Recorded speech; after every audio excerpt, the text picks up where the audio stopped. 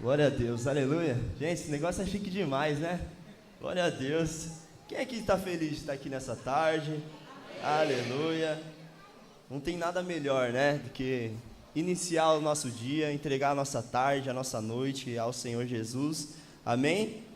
Glória a Deus. Meus irmãos, vocês sabiam que entre vários medos da humanidade, o medo de falar em público é um dos maiores? Glória a Deus. Então, os ministros dessa casa, quem sobe aqui, irmão, já está enfrentando um grande medo, amém? Já venceu um grande gigante. Eu vou trazer uma palavra bem rápida, né? Por mais que eu aprendi um pouco com o Jonatas a passar do horário, né? Mas eu não vou fazer isso hoje, amém? Glória a Deus. Irmão, eu queria trazer rapidamente uma palavra a respeito de fé. E o texto base que nós vamos ler está em Tiago 2, 24. Se você puder, abra a sua Bíblia.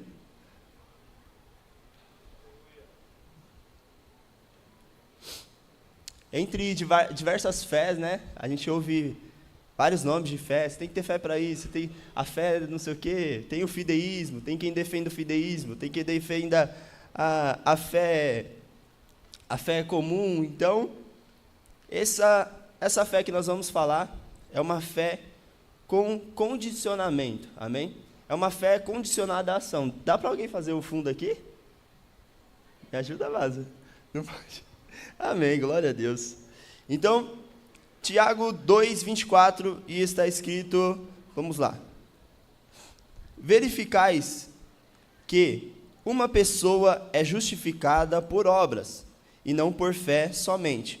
De igual modo, não foi também justificada por obra a meretriz Raabe, quando acolheu os emissários e os fez partir por outro caminho? Porque, assim como o corpo sem o espírito é morto, assim também a fé sem obras, ela é morta. Amém? Então, nós podemos ler apenas à luz da Escritura, uma fé que sem a ação, ela é morta. Ou seja, o condicionamento da fé viva é a ação. O que traz vida à nossa fé é a nossa ação. Amém? Mas um nome muito importante, algo que relata aqui no texto que lemos, é a respeito de Raabe. Raabe era uma meretriz, uma prostituta. Então vamos passar levemente sobre a história de Raabe. Eu tenho uma discípula aqui que é expert na história de Raabe, está nos acompanhando aqui, glória a Deus. Então, meu irmão, quem foi Raabe? Raabe, como dito, ela era uma meretriz, uma prostituta, habitava na terra de Jericó, humilde de bens, e agregou os espias de Josué. Essa era basicamente a história de Raabe. Ela teve fé. Lá em Josué, capítulo 2, versículo 9, nós podemos ver uma pequena parte da fala de Raabe, que ela diz o seguinte: sei que o Senhor vosso Deus deu-vos esta terra. Então, o fundamento da fé de Raabe foi ela ter acreditado que Deus já havia entregue aquela terra ao povo de Israel. E nós vamos falar sobre o fundamento um pouquinho mais abaixo. Então, Raabe, ela negocia com os espias e consegue ser salva. Não somente ela, mas também a casa dela foi salva. Ela teve fé, o condicionamento da fé viva, ela é a ação. Então ela agiu de acordo e ela acreditou em Deus. Então nós temos 3 manifestações aqui: a fé, a ação e o fundamento. Ela acreditou, ela agiu, e o fundamento da fé dela foi ela ter acreditado em Deus. Seguimos. E algo muito interessante, lá um detalhe sobre Raabe também. Raabe, ela sendo uma prostituta, desmerecida pela sociedade, por ela ter acreditado, a conversão da vida dela, acontece uma mudança na vida dela. De meretriz, menosprezada pela sociedade, ela se torna bisavó do rei Davi e matriarca na linhagem de Jesus. Olha o que a fé, a ação e o fundamento trouxe para a vida de Raabe.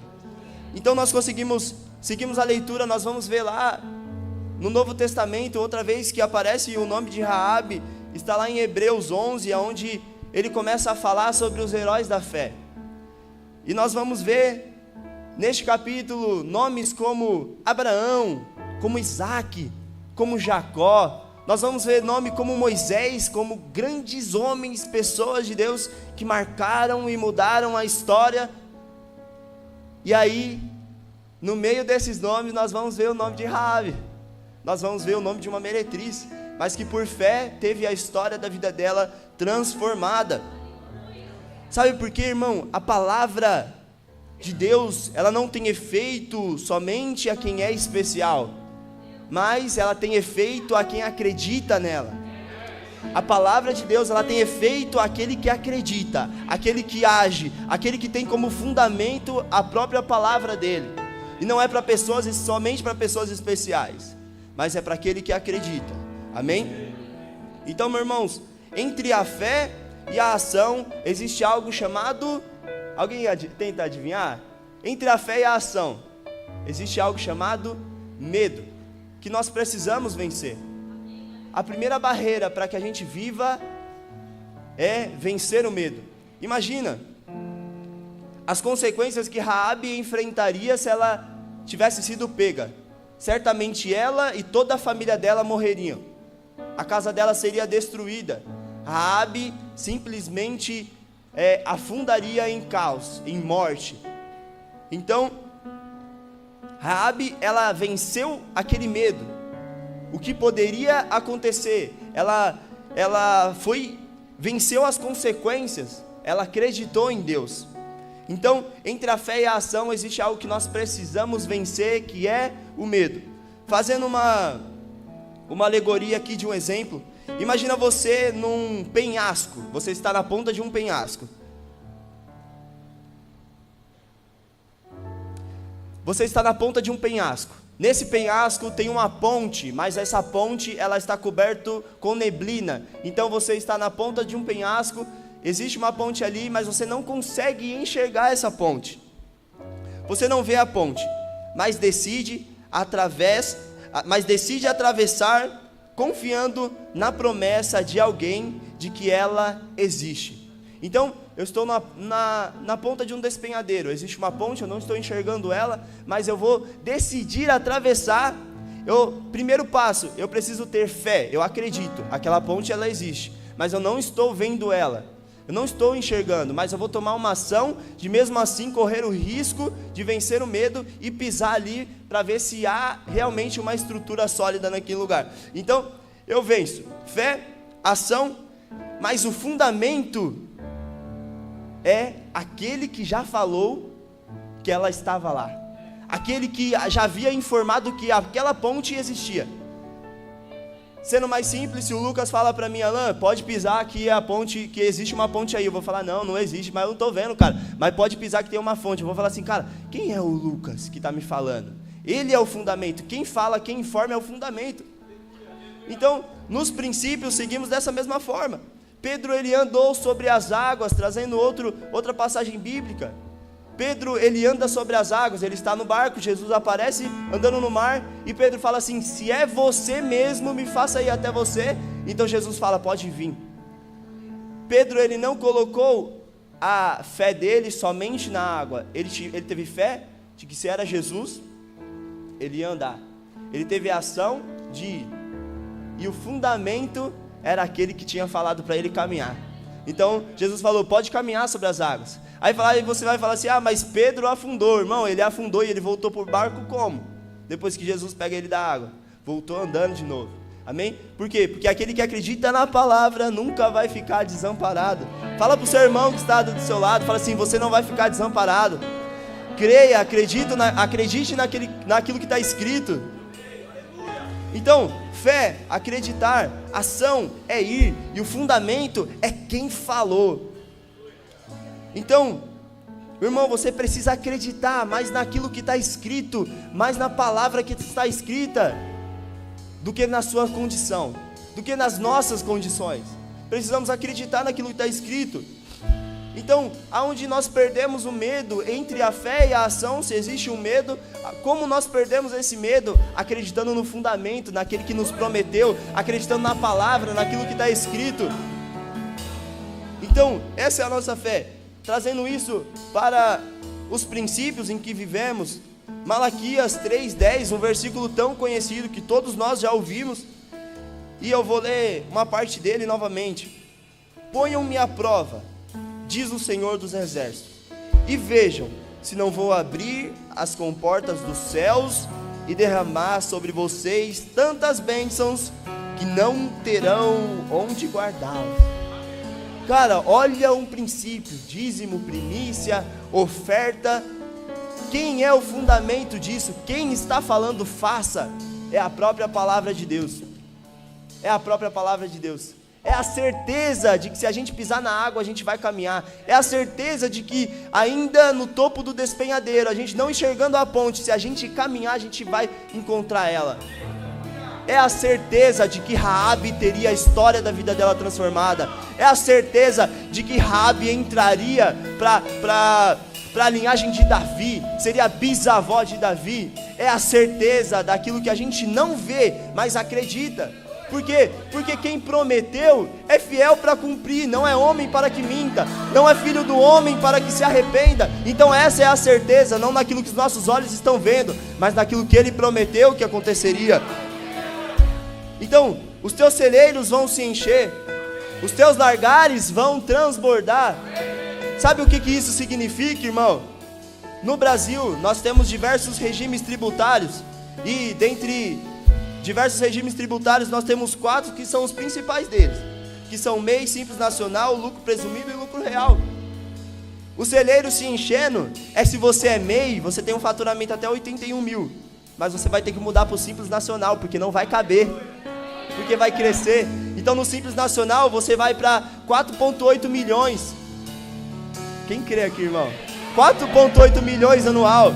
Mas aí, sabe o que vai acontecer? Você vai continuar sendo fiel, e os seus celeiros não vão suportar essa glória. Os seus celeiros vão ter que se estender. Então você vai lá para o presumido, que é 78 milhões anual. Quem acredita nisso? Mas aí sabe o que vai acontecer? Os seus celeiros vão se estender, os seus largares vão transbordar. E aí você vai lá para o lucro real, que é sem limite. Não tem limite, não tem mais limite. Essa é a nossa fé, essa é a palavra, isso é aquilo que acreditamos. Essa é a ação, esse é o fundamento. Não é sobre nós, não é sobre o que podemos fazer, mas se já está escrito, irmão, essa é a certeza, essa é a certeza. É por isso que cumprimos princípios, é por isso que acreditamos na palavra de Deus. Aleluia. E enquanto uns vivem, outros olham, outros acham que é estratégia de convencimento. Eu não sei, irmão, mas uma coisa eu sei: se está escrito, vai acontecer. Aleluia. Eu já dizimei, já primiciei, já ofertei bastante, já participei de vários votos. E sabe o que aconteceu nesses mesmos meses em que eu fiz isso? Agora você vai falar: ganhou um carro, ganhou um avião, ganhou um relógio, ganhou... Irmão, teve mês que eu dizimei e eu passei mês apertado. Teve mês que eu primiciei e eu passei o mês apertado. Teve mês que eu ofertei bastante e eu passei o mês apertado. Eu não posso ser hipócrita. Pelo menos foi isso que aconteceu comigo. Mas sabe que é algo interessante? No montante da minha vida, quando eu puxo a minha história, eu vi que os meus celeiros, eles se estenderam. Eu vi que a cada dia Deus, ele acrescenta mais. Porque a gente acha que o crédito de Deus é mensal, né? Uma fatura que a gente paga, a gente recebe. A gente paga, a gente pode usar. A gente paga, a gente pode usar. Mas com Deus não é assim, meu irmão.